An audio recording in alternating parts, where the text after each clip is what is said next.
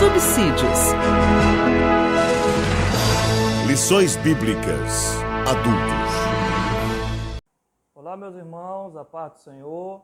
Eu me chamo Matheus Soares, sou professor da Escola Bíblica Dominical da Congregação Monte da Transfiguração, no bairro da Esperança. E também coordeno a Escola Bíblica nesta querida congregação.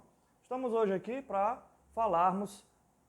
fazer um comentário sobre a lição de número 12, a coragem do apóstolo Paulo diante da morte. Tivemos aí inúmeras lições que tratou da vida desse apóstolo, que é um exemplo de vida e de fé para todos nós que gostamos da palavra de Deus e que nos inspiramos naqueles que nos deixaram mensagens maravilhosas e inspiradoras, como foi o apóstolo Paulo. Nós chegamos hoje no momento onde o apóstolo passará por um dos momentos mais difíceis da sua vida, sendo que nós sabemos que o apóstolo Paulo sempre enfrentou inúmeras dificuldades. Mas aqui é o momento em que ele sentia e ele sabia que iria morrer. E ao mesmo tempo os irmãos, seus amigos que estavam com ele, também já percebiam e sentiam, e pressentiam, na verdade, que o apóstolo não regressaria. Mas quando nós vamos avançando no decorrer da lição e do próprio texto de Atos, a gente vai percebendo o poder de Deus e a forma como Deus vai trabalhando na vida do cristão e do seu povo, mesmo próximo à morte. O texto áureo, ele nos diz assim: e assim nós que vivemos, estamos sempre entregues à morte por amor de Jesus, para que a vida de Jesus se manifeste também em nossa carne mortal. 2 Coríntios, capítulo 4, versículo 11. A verdade prática nos diz: o Espírito Santo nos prepara para sofrer por Jesus, Cristo, e suportar as angústias e aflições na obra de Deus. Então nós que somos cristãos e que somos servos de Deus, precisamos compreender e entender que a aflição, o sofrimento, a dor faz parte da nossa vida. Mas, diferentemente de muitos que estão no mundo, o nosso sofrimento e a nossa dor é acalmada, é aliviada e somos acalentados pelo Espírito Santo de Deus, que é o Consolador que Cristo nos prometeu. Quando nós vamos avançando no decorrer da nossa lição, nós vamos percebendo que o que fazia Paulo ter certeza do que ele passaria e do que ele experimentaria não seria pior, porque ele tinha convicção de que o Espírito Santo de Deus estaria com ele. Então é claro que quando nós vamos observar o que aconteceu com Paulo, a forma que o trataram no decorrer dos trechos que nós vamos ver em Atos, é que o sofrimento que ele enfrentou, que ele passou e que ele suportou, ele passou e sofreu também aproveitando para pregar o Evangelho de Jesus. Então Paulo, mesmo em tanta dor, era confortado pelo Espírito de Deus, mas não deixava, apesar do sofrimento, de falar do amor de Jesus para os seus algozes, né? Você percebe que no momento que Paulo está diante da multidão enfurecida, que queria destruí-lo a todo modo, ele mesmo ferido, ele mesmo ali cheio de dor, mas ele não deixou de pregar o Evangelho. Então, grandes lições que vamos aprender, são grandes lições que nós vamos compreender, não é? A nossa lição, ela traz um primeiro ponto que Paulo tinha a consciência de que via padecer por Jesus. Quando nós lembramos de Ananias, naquele encontro que ele teve com Paulo, e Ananias inclusive temia ter esse encontro com Paulo, que nós já vimos, pelo fato do histórico que ele tinha, quando Deus fala a Ananias que Paulo era sim um dos seus escolhidos e ao mesmo tempo haveria de padecer por amor de Cristo. Talvez aqui, lá no início, nós não teríamos tanta noção do que é realmente esse sofrimento. E quando nós mergulhamos na leitura e no estudo da lição, de todas elas, a gente percebeu o sofrimento e as dores que Paulo enfrentou. E que realmente ele padeceu por Cristo. Padeceu açoites, padeceu naufrágios, padeceu tantas e tantas coisas, perseguições, no decorrer de sua vida apostólica. E tudo isso foi por amor ao Evangelho de Jesus Cristo, por amor à obra de Deus. Hoje nós vemos muitos cristãos que, ao vento de qualquer coisa que acontece, às vezes o sofrimento para eles ou para elas é algo terrível, é algo que gera um pavor. E quando nós vemos Paulo, não tinha isso com ele. Claro que ele sentia a dor, nós sentimos a dor, nós sabemos o que é sofrer. Se eu me beliscar aqui, eu estou sentindo esse beliscão. Automaticamente, nós vamos padecer. Mas, como eu disse, esse sofrer, como o próprio Paulo dizia, que o sofrer para ele, né, o morrer para ele era lucro. Né? O padecer é Cristo, o sofrer é Cristo, mas o morrer é lucro, porque ele sabia que no fim, né, de tudo, e nós como crentes devemos saber que no fim de tudo, nós seremos recompensados e nós nos encontraremos com Cristo, né, com o Senhor. E Paulo tinha muitas experiências de encontro com Cristo durante sua vida apostólica. Então, Paulo, mesmo sabendo que nesse momento ele ia padecer uma grande aflição e uma grande luta, ele lembrava disso, né? E quando Ágapo, um dos profetas ali do Novo Testamento, chega para ele e diz: Paulo, você será amarrado pelos judeus e será levado, né, até julgamentos futuros, todos ficaram atônitos. Mas Paulo, você vai sofrer, você vai padecer. E ele diz: eu tenho que ir. E uma coisa interessante, quando a gente vai para o texto que dá referência à nossa lição, que é Atos 21, né, do versículo 7 ao 15, nós vemos no versículo 13, que Paulo ele diz assim: mas Paulo respondeu: que fazeis vós, chorando e magoando-me o coração? Paulo ficou magoado com aquele sofrimento dos irmãos que ali estavam com ele. E ele diz: porque eu estou pronto, não só a ser ligado, mas ainda a morrer em Jerusalém pelo nome do Senhor Jesus. Essa era uma convicção plena que nós percebemos aqui. Porque quer dizer, eu estou pronto. Paulo dizia: não, eu ainda vou me preparar. Não, ele já estava com essa prontidão em seu coração.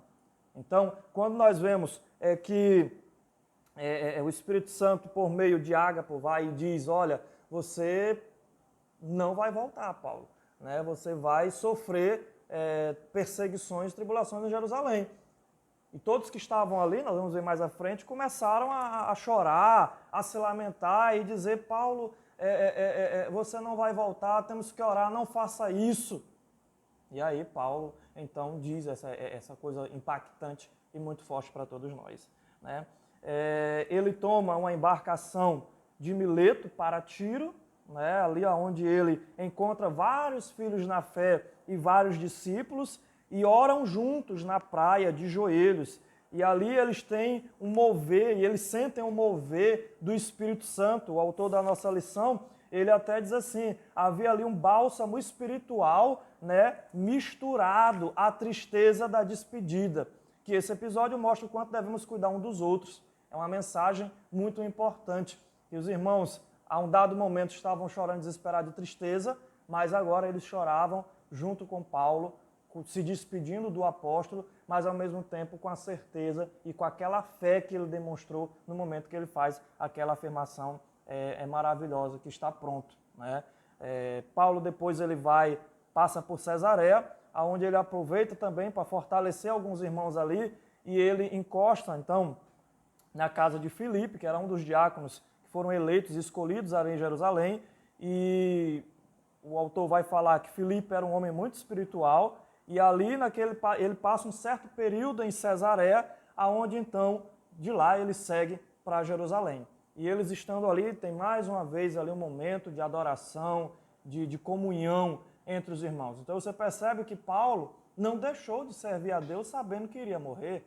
Paulo não deixou de adorar a Deus mesmo sabendo. Imagine você saber: não, você vai morrer daqui a alguns dias. Tem pessoas que se desesperam, tem pessoas que ficam, desculpe o termo, doidas da cabeça, né? Porque é uma notícia: eu vou morrer, eu vou morrer. Não, Paulo adorou a Deus. Paulo colocou-se diante de Deus como sacrifício vivo. E isso é uma das mensagens importantíssimas que o apóstolo nos coloca. É um exemplo maravilhoso que mesmo ele sabendo e compreendendo que estaria chegando a sua vida ao fim, mas ele adorou e levou outros à adoração e teve comunhão com os discípulos e filhos na fé que ali estavam, né?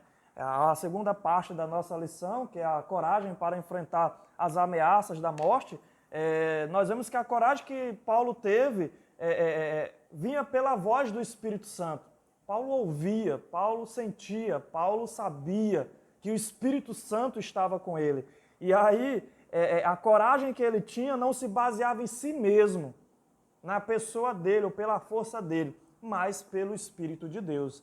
E aí, quando ele exorta os irmãos que ali estão, ele diz assim, que não o impedisse, como nós vimos, e aí os irmãos dizem uma coisa importante, que é a certeza que eles tiveram após a afirmação de Paulo, né, que estava pronto. Eles dizem, faça-se então a vontade do Senhor. Então, a Deus pertence todas as coisas, inclusive a nossa vida. Muitas das vezes nós queremos ser donos de nossa vida, determinar as nossas ações. E muitas das vezes, claro, nós existimos, nós convivemos, nós trabalhamos, nós estudamos, nós fazemos tudo. Mas quem tem que ter o controle da nossa vida é Deus, né? Quem tem que determinar as nossas ações, como diz o próprio Salomão, entrega o teu caminho, né, a Ele, reconhece-o em seus caminhos e Ele endireitará as veredas do teu coração. Então nós temos que reconhecer que quem toma de conta da nossa existência é Deus. E Paulo tinha certeza disso e passou essa certeza aos irmãos que estavam ali. Precisamos aprender a ter serenidade do Espírito Santo em todas as nossas decisões. Quando Paulo chega em Jerusalém, é bem recebido então ali pelos irmãos, né? E a Bíblia aí a nossa lição e a Bíblia também fala que ele tem um encontro com os anciãos e Tiago, irmão do Senhor Jesus. E ali eles têm uma conversa amigável no início, maravilhosa, e depois então o irmão de Jesus o alerta sobre algumas difamações que Paulo vinha sofrendo, de que ele estava convertendo judeus contra a lei de Moisés, que quem se convertia não deveria seguir a lei de Moisés, porque até então já se tinha a compreensão de que o gentio não estava debaixo da lei, né? Mas ele deveria seguir, sim, algumas questões de não se corromper, de não se entregar ao pecado, de não fazer coisas erradas diante do que é certo diante de Deus. Mas os judeus ainda assim ainda estavam sob a questão da circuncisão e a guarda do sábado.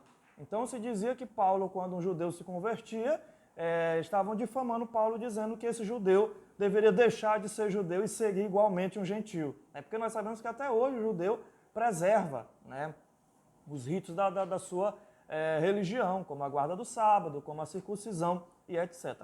Mas aqui nós sabemos que isso não era verdade. O próprio Paulo ele vai fazer a sua defesa de que não é assim. Mas aí os anciãos e Tiago convencem a entrar num período de purificação, para que nesse período de purificação ele consiga provar para aqueles que estavam ali de que ele não estava dizendo. Então ele entra com 4 jovens e paga as despesas desses jovens, né, para que eles fiquem ali um certo período no templo, num processo de purificação, né? E esse processo de purificação era para que Paulo, então, tivesse um passaporte, uma prova, entregasse, então, uma prova para os irmãos, para as irmãs. Nós sabemos que essas acusações, elas eram mentirosas, não eram verdades. Entretanto, isso se espalhou em Jerusalém de tal modo que era complicado, foi tornando difícil a estadia de Paulo lá. Depois desse período de purificação que ele faz, ele vai ao templo. E alguns judeus o veem ali e voltando um pouco, momentos antes, viram Paulo conversar com um grego. E houve uma segunda acusação a Paulo aí, de que ele colocou um grego, ou seja, um gentio, dentro do templo, que era um pecado punível de morte, inclusive. E quando eles dizem isso, as pessoas se revoltaram e se levantaram contra Paulo e foram para cima de Paulo e diziam, olha só, ele colocou um gentio dentro do templo. Então foram para cima de Paulo, agrediram, bateram, uma multidão então cercou o apóstolo e iam matá-lo de fato. E alguns diziam, apedreja-o, apedreja-o. E nesse movimento, então, aparece o comandante, né, romano, aonde ele ali diz, peraí, o que é isso aí? O que está acontecendo aqui? E aí ele começa, tira Paulo, né, mesmo Paulo ferido ali, ele retira Paulo, e até a lição nos dá o nome com Lísias, né? E Paulo, falando em grego, então, fala para ele o que estava acontecendo, o porquê de tudo aquilo. E o comandante Lísias, ele dizia assim, eu achei que você era um egípcio que tinha reunido até 4.000 pessoas em um processo de sedição, de revolta contra o Império Romano, né, a partir do Egito, onde ele fez realmente um movimento que queria ir contra o Império. Então Lísias achou naquele momento que Paulo era ele. E quando ele viu ele falar perfeitamente o grego, ele disse, não, esse homem é diferente, ele não é aquele cara que estava fazendo aquilo ali. Mas o que acontece? Mesmo assim, eles vão subindo, ele pega ele leva até uma torre chamada de Antônia, né, um refúgio, para que tirar Paulo ali, então, do meio da multidão, porque se Paulo continuasse ali, ele ia ser executado. Então ele, junto com seus centuriões, pega ele e leva ele até essa torre chamada Antônia.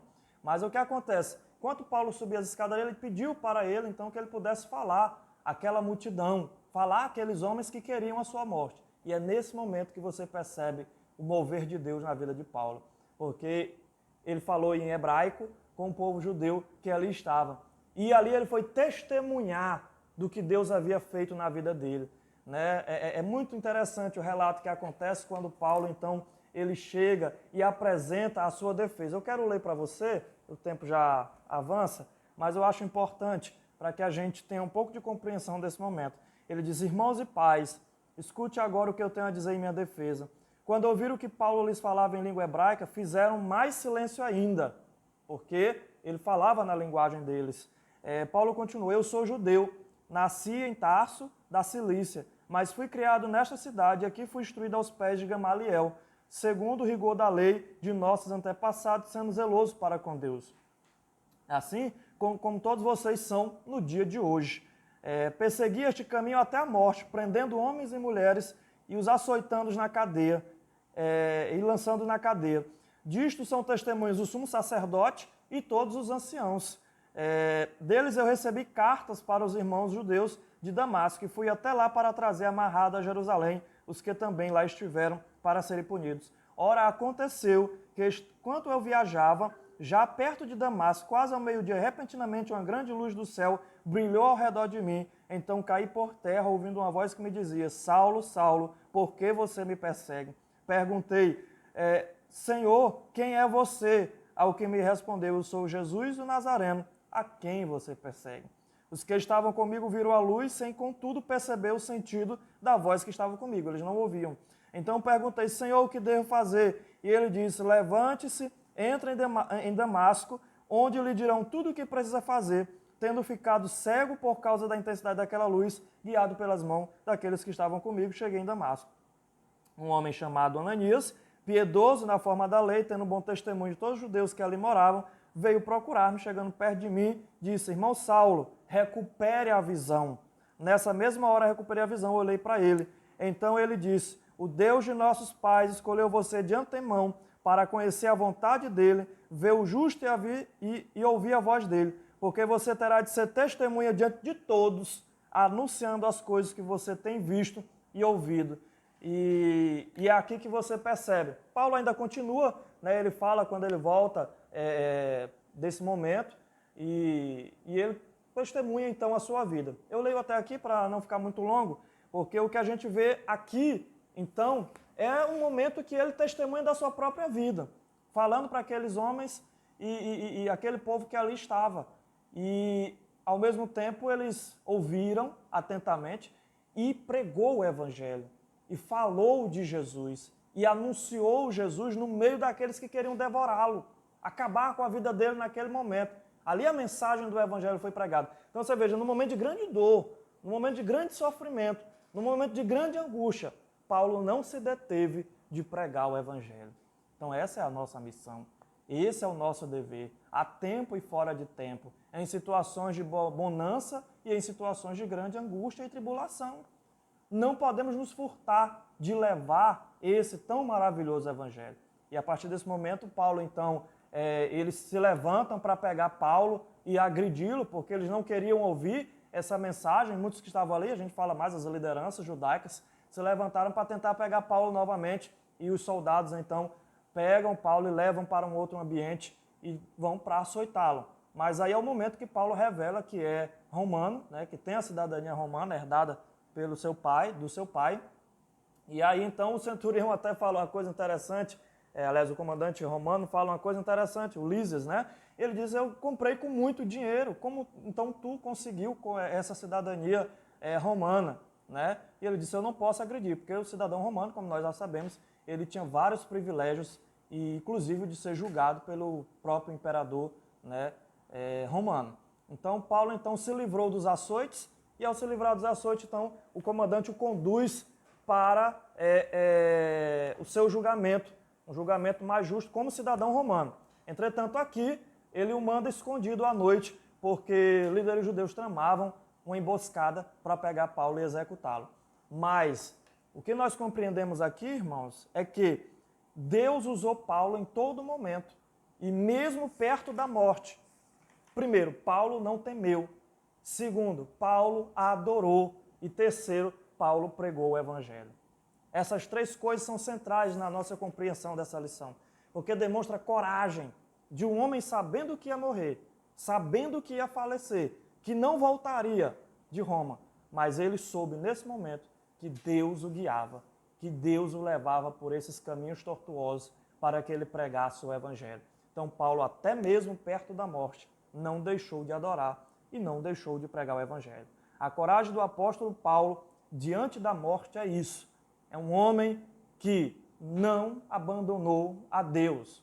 Porque muitos, num momento como esse, poderiam dizer: abandona esse Deus, ele está deixando você ser preso, tanto que você pregou, tanto que você fez, mas ele não fez isso, ele não deixou. Então adore a Deus, mesmo diante das dificuldades, não deixe de pregar o evangelho. A mensagem que a gente deixa para você aqui é essa: pregue a tempo e a fora de tempo, e não deixe Deus. Meu querido, muito obrigado, que Deus abençoe você e que essa mensagem conforte o seu coração. Um forte abraço.